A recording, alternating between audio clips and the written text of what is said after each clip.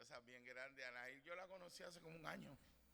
Hace como un año, su trabajo, su proyecto de prevención a drogas, alcohol, un proyecto como que nos unió en un tiempo y hemos seguido hablando y aquí terminamos. Esta semana van a estar con nosotros y se va a seguir desarrollando, ¿verdad? El apoyo y el deseo de poder trabajar con lo que está Catacumba. Siempre ha sido una prioridad que trabajar con los necesitados, especialmente con aquellos, ¿verdad?, que están en algún problema de droga, problema de adicción. Así que, Nail, tú presentas y tú explicas rapidito lo que es, porque ya más adelante tendremos más tiempo, pero te presentas y lo presentas a él.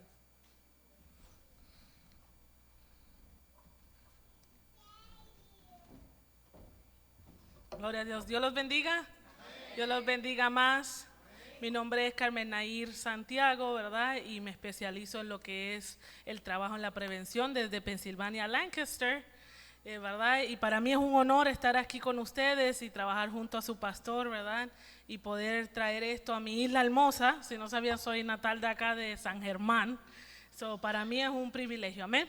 Rapidito, ¿verdad? Vamos a estar trabajando con líderes de la comunidad por aquí en la área de Caguas, donde vamos a hablar mucho de prevención, qué son las drogas, cómo nos afectan, cómo está afectando nuestra juventud. Y me apasiona, es algo que me apasiona, ya que la adicción, ¿verdad?, tocó muy cerca a mi familia, ¿verdad? Y es un tema, ¿verdad?, que cada día batallamos. Así que esperamos compartir más con ustedes y le voy a pedir al hermano Celso que pase por aquí, que está en esta jornada también junto con lo que es el proyecto GOL, y él va a dar más detalles. Gracias, Carmen. Nair también, se le conoce también muy cariñosamente. Pues es una bendición y le doy gracias a Dios de poder compartir esta bendición con esta iglesia, la Casa de Dios, aquí en Puerto Rico. Es la primera vez que vengo a Puerto Rico y ya desde ayer podría ya recibir y estar agradecidos de esta especial hospitalidad que nos brinda los hermanos puertorriqueños. Y en la persona de el pastor, pues nos ha venido con Carmen, nos ha movido y nos ha llamado esta visión que Gold Project desde Lancaster, Pensilvania, con más de 30 años de fundada, pues tiene esta visión global. Este año estuvimos en marzo en Kampala, en Uganda, y donde tuvimos la oportunidad de aprobar un convenio que tenemos de apoyo con ellos y renovar este convenio por 2 años más.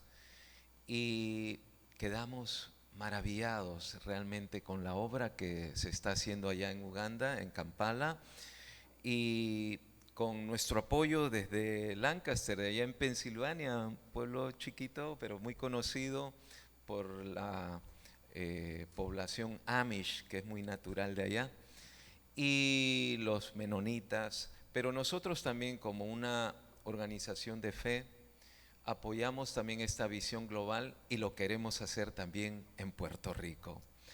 Allá en Kampala les decía que quedamos maravillados porque tener la oportunidad de dirigirnos a 2000 estudiantes de high school, que ellos allá hablan pues el inglés, ¿no?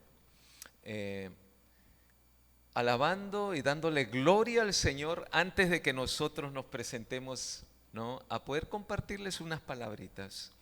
Y lo que a grandes rasgos solamente yo, bueno, voy a quizás compartirles algo que les dije a todos los estudiantes, que tenemos incluso las fotos, ¿no?, de estas sonrisas que yo podría llamarles celestiales, porque 2000 estudiantes sin celulares, sin ningún aparato, sin estar comunicándose ni distrayéndose, sino alabando al Señor y dándole gloria al Señor. Y una de ellas era una estudiante, la presidenta del club justamente antidrogas que se han formado allá entre estudiantes, pues salía yo ya impactado y solamente, bueno, les pude compartir un pensamiento que si bien no es bíblico, pero ha ayudado a mucha gente y yo creo que sigue ayudando. Y recuerdo haberle compartido este pensamiento a mi hijo cuando tenía 9 años y hoy día graduado de la Universidad de Wisconsin y bueno, se graduó en diciembre porque consiguió un buen trabajo, una buena compañía que cuando me enseña su primer check, le digo, bueno hijo, a mí me tomó 20 años quizás ganar eso aquí en los Estados Unidos y él recién salidito de la universidad. Y es que él aprendió muy bien este pensamiento cuando él ya a esa edad, a los 9 años, y en español, a pesar de haber nacido en los Estados Unidos, decía en español, pues, siembra un pensamiento y cosecharás un acto. Siembra un acto y cosecharás un hábito. Siembra un hábito y cosecharás un carácter. Siembra un carácter y cosecharás un destino. Ese destino que se está ya construyendo en adolescentes, en niños y también en adultos cuando optan por los buenos hábitos. Y esos hábitos, si están enraizados en lo que significa el mensaje de nuestro Señor, que realmente transforma vidas y que hace que cosechen un destino de acuerdo a la estatura, a la medida de cómo nuestro Señor nos ha instruido y nos ha enseñado. Esperamos que también esa semilla, ese pensamiento y los hábitos que construyen nuevas generaciones también lo hagan aquí en Puerto Rico, gracias a Catacumba 7. Muchas gracias. Perdón, ¿sí está bien? Pastor, y quiero dejarle este versículo, ¿verdad? Porque qué lindo que Dios, ¿verdad?, llama a gente imperfecta, ¿verdad? Rotos, sin nada, ¿verdad? Y así Él nos recibe. Salmo 37, 4, 5 dice, deleítate a sí mismo en Jehová, y Él te concederá las peticiones de tu corazón. Encomienda a Jehová tu camino y confía en Él y Él hará. Aunque nosotros vengamos rotos, ¿verdad? Cada cual tenemos un trasfondo, ¿verdad? El Señor nos recibe y eso es lo lindo de la gracia, que nosotros como iglesia podemos recibir ese don gratuito. Así que Dios los bendiga y nos estaremos viendo. Así que así la iglesia, ayúdenos a orar esta semana. Vamos a estar reunidos en diferentes foros en toda la isla, desde Yabucoa hasta bien lejito. Pero el martes había estado anunciado varias veces en el chat de líderes. Vamos a tener una actividad, el municipio nos prestó el centro comunal de Turabo Garden, de 9 a 2, un entrenamiento para 25 líderes, pero ustedes son de la Catacumba 7 de Cagua. Si alguno tiene interés de capacitarse en todo esto de la prevención, me llama y le hacemos un hueco, ¿verdad? Porque nosotros hicimos el trabajo. Así que si hay alguien interesado y puede sacar, es un día bien tremendo. Se le va a entregar materiales para uno poder, ¿verdad?, prepararse y preparar a otros en el área de la prevención de las drogas. Así que acuérdese orar mucho por esta semana. Anuncio, voy a ponerme los otros dos ojitos porque yo no veo bien.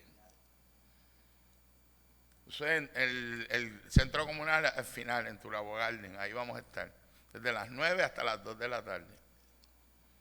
Ok, tenemos el martes 14, hay unos pequeños cambios, así que tiene que coger nota porque después va a estar medio perdido. El martes, es como siempre, a las 7 de la mañana es el culto de oración vía Zoom. En el chat de la Catacumba, la gente que ha venido últimamente o no se vaya sin que Chespi o Natalie le den el link, porque nosotros nos conectamos en oración martes a las 7. A las 7:30 ese mismo día es presencial aquí en la Catacumba. tenemos culto de oración. El miércoles hubo un cambio. Nosotros normalmente hacemos el estudio bíblico por Zoom, pero hay una reunión extraordinaria de pastores, que todos los pastores tenemos que estar, así que movimos el estudio bíblico para viernes. Ok, apúntalo por ahí. Va a ser el viernes, no el miércoles. Miércoles pues por Zoom, en el mismo link que usted tiene ahí. Ahí lo dice, viernes 17. Entonces, el sábado 18, le voy a pedir a Chepi que ponga un momentito, también lo hemos estado anunciando en las redes y en el chat de la catacumba. ¿Dónde está? Está por acá. Ok. ¿Qué es importante ese día? Nosotros todos los años hay un buen grupo de esta catacumba que siempre va al día de oración por España. Saben que uno de los proyectos que nosotros hace 20 años estamos trabajando en España. Pero ese día hay dos cosas. Aparte de que se va a hablar de la situación de España, se va a orar por el grupo que sale. Y ese grupo, pues yo estoy incluido todavía. Yo creo que Socorro va a ir también. Ella está insegura, pero los milagros hasta el día antes se pueden dar. Ella le hace falta completar para los fondos. Pero yo, la gente que me conoce sabe que yo hasta el final, está bien, no olvídese de eso, te queda. Si no, lo guardas para el otro. Pero gloria a Dios, vamos a orar para que los fondos aparezcan y socorro. Así que ese día nos van a despedir. Y qué más lindo que uno ver que tu iglesia va, aparte de que la actividad oral, tanta gente por la situación de España es bien importante. Y Marco, los que lo conocen, un pastor que en 3 años ha levantado 4 iglesias en España, donde hay menos de un 1% de convertidos, es otra cosa. Dios lo usa de una manera bien linda. Él fue un disc-jockey, adicto a las drogas toda su vida.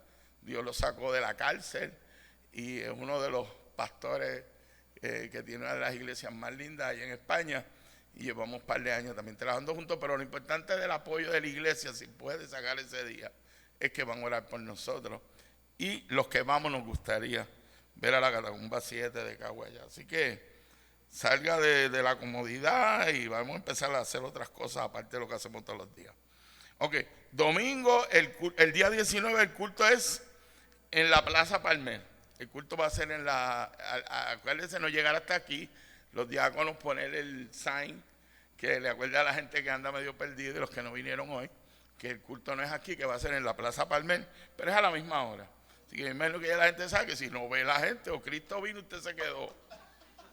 O estamos en la plaza, una de las dos. Sí, póngase a llorar por si acaso. Vale. Tenemos próximos eventos importantes para que haga sus notitas por ahí.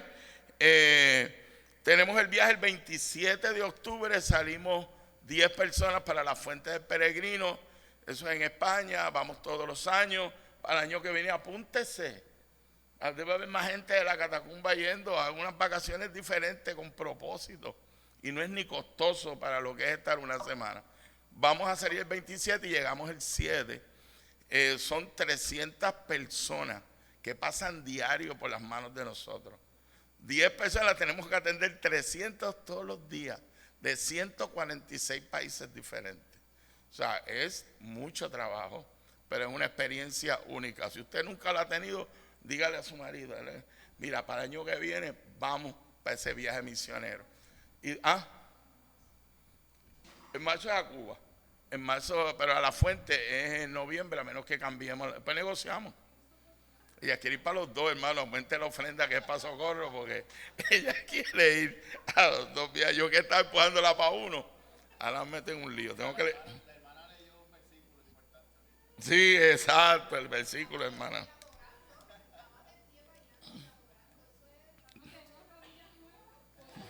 Amén. Viernes 24 tenemos en la agenda estudio bíblico temático, eso después damos el anuncio de cuál va a ser, pero apunte, viernes 24, estudio bíblico temático. Sábado 25 tenemos evangelismo, Socorro y Candy, nos van a dar más detalles un poquito más adelante de dónde va a ser, la hora y todo lo demás. Ok, y pasa la noticia y cuando se anuncia el domingo que viene se da el detalle. Entonces, jueves 30, reunión de las damas cívicas de la catacumba. ¿Dónde es Yoli? Las damas cívicas.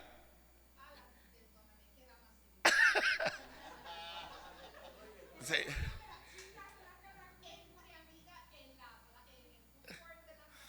En el fútbol, las niñas, las nenas de la catacumba se reúnen y hablan y hablan y hablan y comparten y hablan. Amén. Quise apuntar 2 eventos de noviembre para que usted ya se vaya ubicando. Noviembre 16, póngalo en la agenda, hay una reunión congregacional inmediatamente después del culto. Eso es importante porque es una al año o 2. Así que es importante que usted esté. Finanzas, tiene que estar al día para dar los reportes financieros y todo esto. Domingo 23 tenemos ayuno y una actividad especial de niños. Kevin está por allá, pues se lo acuerdan, pero está en los anuncios y yo se lo pasé a ellos ayer, a todos. Sí, noviembre, solamente adelanté 3 cositas para que la gente vaya proyectándose. Y jueves 23 hay un desayuno de acción de gracias en el centro de rehabilitación de Team Challenge aquí en Cagua. Así que el Thanksgiving, el desayunito lo hacemos allá con las chicas que están en el centro de rehabilitación en Team Challenge. Amén. Amén. Ya, ahora sí. Nuestra hermana pastora, predicadora, seminarista de jóvenes. ¿Cómo estuvo el retiro? Espectacular. Pero por lo menos tu parte. Wow, un adolescente no es fácil. Vale. Íbamos 2 a ayudar en una estación y terminamos yendo 3 a ese retiro y esos muchachitos estaban tan intensos, pero fue muy bonito. Había mucha gente. Hermanos, vayan preparándose. Casualmente venía antes de empezar a decir eso. Allá arriba habían 300 jóvenes. Tuvieron que hacer maromas para que todo el mundo cupiera correctamente en el espacio. Eso quiere decir que el año que viene lo más probable va a haber más jóvenes. Esa es la idea, ¿no? Eso es lo que se planifica, lo que se espera. Así que hace falta más voluntarios. Así que vamos a tener un año para llenarnos de energía y estar dispuestos para ir de voluntarios al retiro de jóvenes el año que viene. Pero fue bien bonito, fue hermoso ver a nuestra hermana pastora Patria ahí metiendo mano, bregando con todos esos jóvenes, una dinámica bien elaborada que fue bastante efectiva, ¿verdad? Era lo que había, pero todo el mundo hizo lo que tenía que hacer. Así que esperamos que el año que viene podamos participar de nuevo y que seamos más los que estemos allá trabajando. Pues hermano, vamos a pasar a la Biblia. Vamos a leer la palabra de Dios y me gustaría que me acompañaran en Lucas 17. Vamos a leer del verso 11 al 19. Rafi, Reina Valera de 1960, es la versión que voy a utilizar hoy. Lucas 17, versos 11 al 19. Y voy a estar leyendo en breve. Estoy mirando a ver que todo el mundo tenga su porción en mano. Ok, pues Lucas 17, versos 11 al 19. Y dice de la siguiente manera. Yendo Jesús a Jerusalén, pasaba entre Samaria y Galilea. Y al entrar en una aldea, le salieron al encuentro 10 hombres leprosos, los cuales se pararon de lejos y alzaron la voz diciendo: Jesús, Maestro, ten misericordia de nosotros. Cuando él los vio, les dijo: Id, mostraos a los sacerdotes. Y aconteció que mientras iban, fueron limpiados. Entonces uno de ellos, viendo que había sido sanado, volvió, glorificando a Dios a gran voz. Y se postró rostro en tierra a sus pies, dándole gracias. Y era samaritano. Respondiendo Jesús dijo: ¿no son 10 los que fueron limpiados? ¿Y los 9? ¿Dónde están? No hubo quien volviese y diese gloria a Dios, sino este extranjero. Y le dijo: levántate, vete, tu fe te ha salvado. Gracias, Señor, por tu palabra. Gracias, Señor, porque en ella encontramos verdad, porque en ella encontramos consuelo, porque en ella encontramos aliento, porque en ella nos vemos, Señor, encontrando la dirección hacia ti, Señor. En esta mañana te pedimos que estés con nosotros mientras auscultamos, Señor, lo que dice tu palabra y lo aplicamos a nuestra vida, Señor. Te pido dirección, Dios mío, y te pido, Espíritu Santo, que tú le des discernimiento a tu congregación, Señor, para que podamos discernir, saber lo que proviene de ti, Señor, y aplicarlo a nuestras vidas, Padre. Señor, te pedimos que nos dirijas, que abras nuestros oídos, prepare nuestro corazón, Señor, y nos pongas en disposición para recibir tu enseñanza en el nombre de Jesús. Amén. Estos leprosos caminaban juntos en las afueras de las aldeas. La lepra todavía se ve. Si ustedes buscan online, hacen un search, van a encontrar visuales de lo que es la lepra y cómo se manifiesta en el cuerpo. Y sabemos que esta enfermedad sale de una bacteria altamente contagiosa. Y el impacto que esta bacteria tiene en el cuerpo es terrible. La gente contagiada con lepra, que en ese tiempo, hoy en día es fácil trabajar con la lepra. Es una bacteria, unos antibióticos, está. Pero una vez pasaba de cierto tiempo, en la antigüedad, esa lepra se manifestaba de una manera terrible, porque no había manera de trabajar con ella. Y la gente perdía extremidades, perdían sus dedos, perdían sus narices, se les infectaba la lengua y perdían la capacidad de hablar. Muchos quedaban ciegos por la infección de la lepra. Y llegaba un punto cuando las úlceras que se formaban en el cuerpo eran tan terribles que causaba un olor en el cuerpo intolerable. Era horrible. Altamente contagioso, visualmente horrible. Imagínense ustedes encontrarse de frente con una persona con una infección que le come la piel, que le come las extremidades. Un olor insoportable que acompañaba a estas personas cuando caminaban por ahí.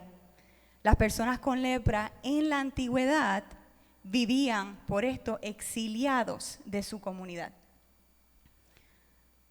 Al final de este relato, Lucas nos da a conocer que uno de estos leprosos, el único que vamos a ver por segunda vez, era un samaritano. Y esto nos da a entender que los otros 9 seguramente eran judíos. Y el detalle de que uno de estos leprosos era samaritano es bien importante. Ya sabemos, lo hemos hablado, pero por si acaso en otros contextos, ¿verdad? Los judíos y los samaritanos no se llevaban entre sí, no tenían buenas relaciones. Los judíos particularmente no querían nada que ver con estas personas por razones del pasado relacionadas a cuestiones religiosas, cuestiones políticas y cuestiones asociadas a la raza. Eran razones para los judíos de suma seriedad. Pero estos 9 judíos andaban con un samaritano. Ven, vivir con lepra, después de lo que les he compartido, nos damos cuenta que significa que se cortaba toda relación. Tú tenías lepra, adiós a tu familia, adiós a tu trabajo, adiós a tu comunidad. En este punto de la vida de estos 10 hombres no importaba de dónde eran, no les importaba a ellos y tampoco le importaba a los demás. Porque la lepra fácilmente era una sentencia de muerte física, porque la infección eventualmente iba a llevarlos a ello. Una muerte espiritual, porque con esta enfermedad tan terrible el acceso al templo quedó cerrado. Y una muerte social, porque ya tú no puedes estar entre los vivos, no puedes estar entre tu comunidad, porque eres un peligro para el resto de las personas. Así que estos 10 hombres, como muchos otros leprosos en ese tiempo, eran cadáveres que caminaban. Y en ese tiempo, caminando como un cadáver, la nacionalidad, la política, las preferencias, el estatus social no tenían importancia. En esta miseria, todas estas cosas perdían valor. Lo único que importaba era que podían acompañarse uno al otro. Pero ¿qué pasa en este momento que estamos mirando? En medio de la oscuridad, de la peste, de cuerpos que se estaban pudriendo, en medio de la soledad y una vida que se había reducido a la simple búsqueda de sobrevivir, estos hombres vieron una luz a la distancia. Habían escuchado de Jesús. Sabían quién era este que venía en la distancia entrando a la aldea donde ellos ya no eran bienvenidos. Quizás la multitud de personas alrededor de Jesús confirmaron las sospechas que ellos tenían de quién era Él, o quizás escucharon el nombre de Jesús siendo gritado por alguien que lo recibía en la aldea. Pero sea cual haya sido la señal, ellos sabían que ese hombre que se acercaba podía hacer algo por ellos. Y Lucas nos dice que estos hombres gritaron, que alzaron su voz. Lucas nos dice que alzan la voz para que Jesús los escuche.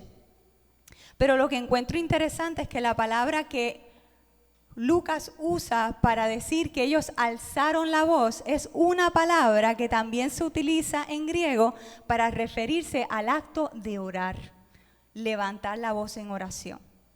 Así que estos hombres, me parece, no solo le gritaban a Jesús desde el fondo de sus pulmones para que Jesús les pudiera escuchar, sino que alzaron su voz suplicando misericordia, rogándole a Jesús ser sacados de la miseria y la muerte en la cual ellos se encontraban.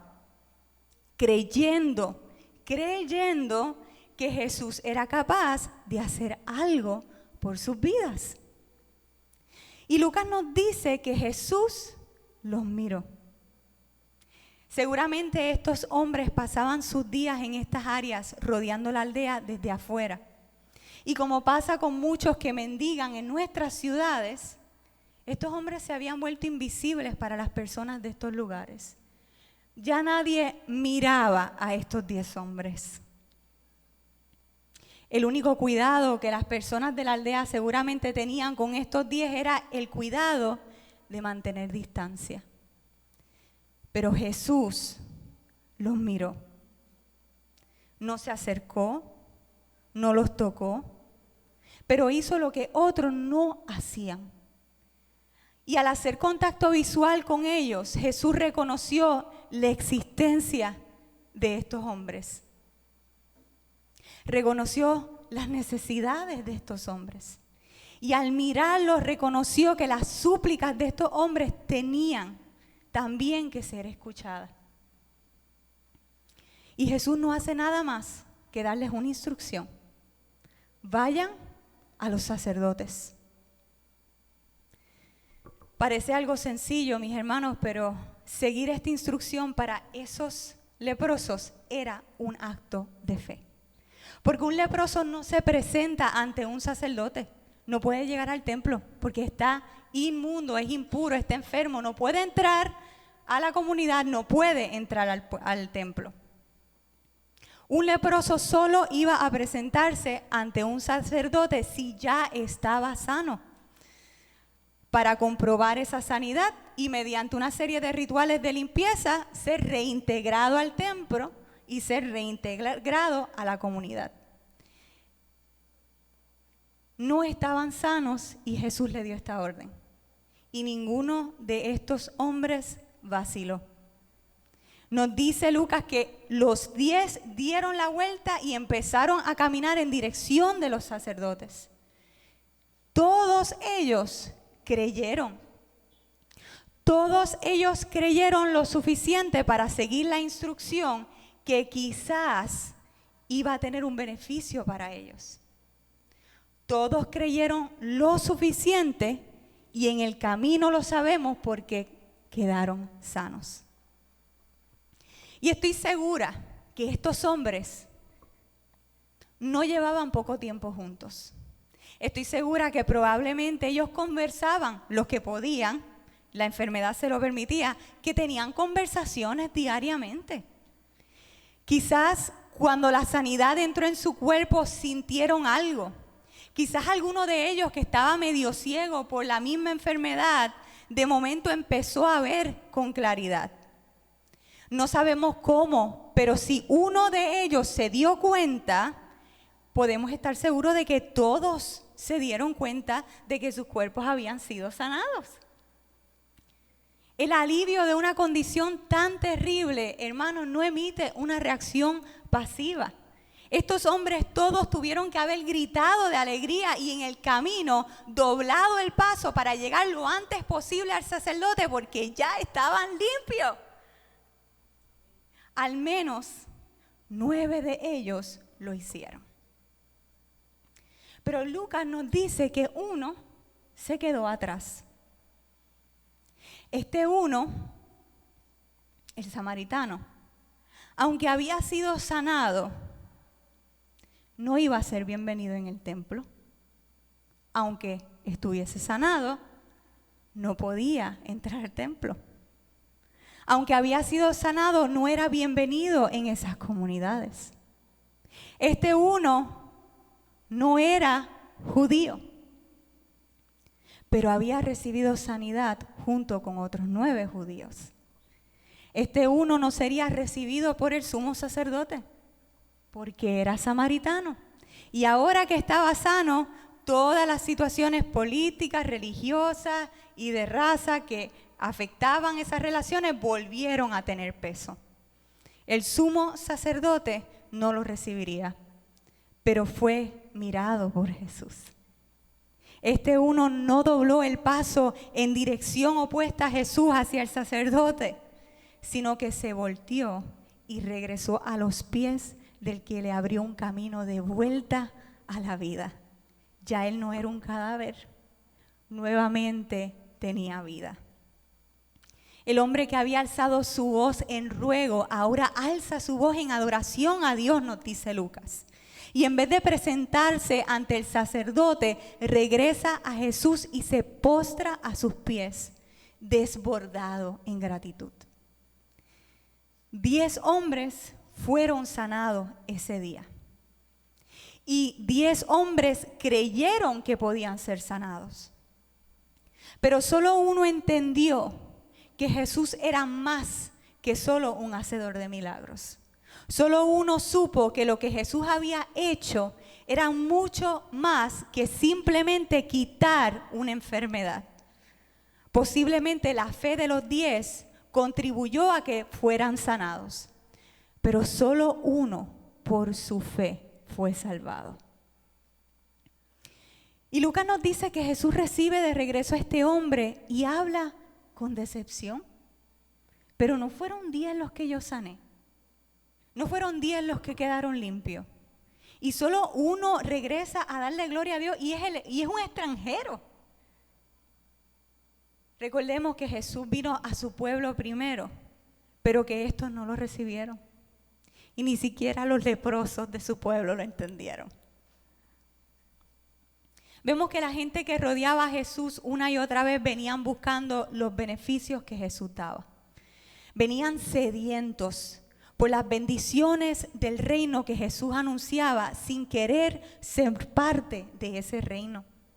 Las personas no sabían lo perdidas que estaban, que más allá de las enfermedades que necesitaban sanidad, de los demonios que necesitaban ser sacados, de la opresión política que necesitaba ser revocada, el poder de la muerte tenía que ser destruida en sus vidas. Estaban lejos de Dios y necesitaban un camino de regreso a Dios.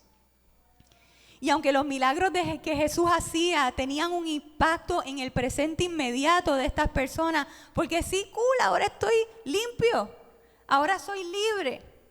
La realidad es que estos milagros eran señales de una realidad mucho más profunda. Eran señales de la venida de uno que era capaz de librar a la gente del lío de la muerte, de dejar atrás lo pasado y dar una nueva oportunidad, una nueva vida para nosotros poder vivirla en la presencia de Dios. Muchos fueron incapaces de responder a Jesús como era esperado. Responder con gratitud. Muchos en medio de la tribulación piden con desesperación la ayuda de Jesús y la ayuda de Dios, pero al recibir el socorro son muy pocos los que agradecen con todo su corazón. El agradecimiento del samaritano era muy profundo. Tanto así que cayó con el rostro en la tierra, porque la gracia que recibió era una gracia muy grande. Este hombre fue librado de la segregación, fue librado de marginación, fue librado de la miseria casi segura en su vida, fue librado de la enfermedad, pero aún sin saberlo y lo profundo que esto significaba, este hombre había sido librado de la muerte. Fue librado de las cadenas de muerte que lo mantenían destituido de la presencia de Dios, aunque el sacerdote no lo recibiera. Su vida fue totalmente volteada y regresó a rendirle gloria y gratitud al que era responsable de esta misericordia. Él no necesitaba a un sacerdote. Había sido visto por el Señor del reino. Ahora, cuando vemos este relato con detenimiento, tomando en consideración todas estas cosas, pensando en la difícil o la vida difícil que este hombre estaba viviendo y cómo se encontraba en la situación que se encontraba, es imposible para nosotros no identificarnos con este samaritano. En este suceso vemos un reflejo de la realidad que confrontaba a Jesús. Su pueblo, a quien vino a ayudar, no sabía, no entendía, recibieron las señales, recibieron los milagros y seguían caminando en dirección opuesta. Pero aquellos que quedaban en las márgenes, aquellos que se suponía que quedaban fuera según el entendimiento humano, decidían, aunque no entendían, que había algo más en este hombre. Y nosotros somos esas personas también. Y nosotros hemos clamado en muchas ocasiones desde lo más profundo de nuestros pulmones: Jesús, ten misericordia de mí. Y Jesús ha tenido misericordia de nosotros. La gratitud es la actitud del corazón que ha sido transformado. Cuando Dios hace la obra que hace en nuestras vidas, Él espera que nosotros nos volteemos hacia Él. No que recibamos y sigamos caminando a dirección opuesta. Pero tenemos la capacidad de hacer precisamente esto. Recibimos de Dios y seguimos nuestro camino sin rendirle la gloria que le pertenece a Él. El mundo quiere los beneficios del reino, pero no quiere someterse al Señor del reino. Pero hermanos, esta historia nos enseña que la fe que Jesús busca, esa que puede ser como un granito de mostaza, que casualmente fue la enseñanza que le da a los discípulos un poquito antes de este evento, no es la fe que se aplica a la expectativa de recibir un milagro, sino la fe que lleva a volver al que hace posible ese milagro. Es gratitud. 9 hombres fueron sanados, pero solo uno regresó a los pies de Jesús. Solo uno entendió que la verdadera bendición no era recuperar su salud, sino encontrarse con su Salvador. Y hubo gratitud. Cuando leía esta porción, me vino a la mente un suceso. No tiendo a traer sucesos de la vida real, pero lo voy a hacer porque fue bien presente y bien marcado. Tengo un amigo que hace varios meses conoció a otra persona. Una persona que por situaciones de la vida y algunas relacionadas a decisiones tomadas, está teniendo muchas dificultades, muchísimas dificultades. A veces le falta comida, a veces le falta cosas básicas como enseres en su casa, no puede moverse de un sitio a otro, no tiene a nadie que lo ayude a hacer estas cosas. Y este amigo, porque está cerca, lo tiene cerca a él y ha escuchado a esta persona quejarse, ha tomado la decisión de diariamente acogerlo y ayudarle. Asegurarse en momentos bien difíciles de que tenga comida en su mesa, darle enseres para que pueda manejar situaciones básicas de la vida, carretearlo a lugares modificando el horario y la agenda completa de su día con tal de ayudar a esta persona. Eso es impresionante, el amor de Cristo está en ese corazón. Pero lo más que impresiona, de una manera quizá más en un sentido de frustración, es que esta persona que él conoció hace meramente unos meses, ni una sola vez, aunque fuese así automático, le ha dado las gracias a este amigo. Ni una sola vez. Y cuando yo escuchaba a mi amigo contarme esto, yo quedaba indignada.